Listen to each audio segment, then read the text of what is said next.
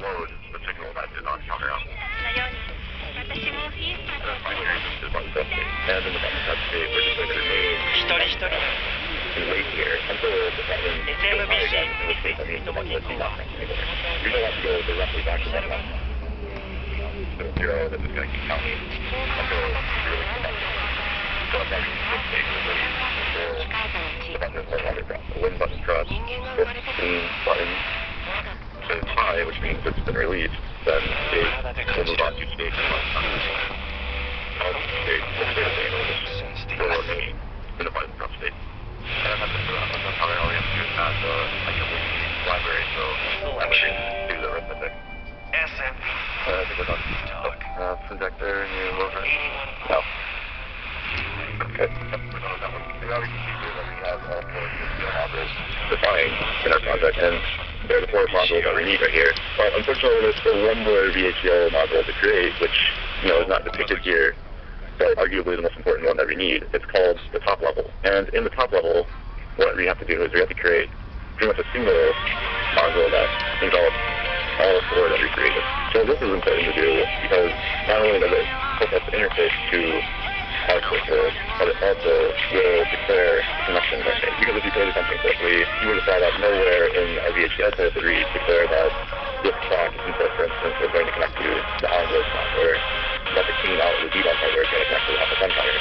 So in order to interconnect multiple VHDL modules, it's incredibly necessary to create this top-level design to encapsulate everything. Now to do that, we're just going to start with new source and VHDL module as usual. In this case, I'm going to call it the counter top level. And it's going to have the clock input, the button for reset, the button for incrementing the counter, and finally, I'm just going to call the output the I/O for the Mercury board I/O. And that's going to connect our LEDs.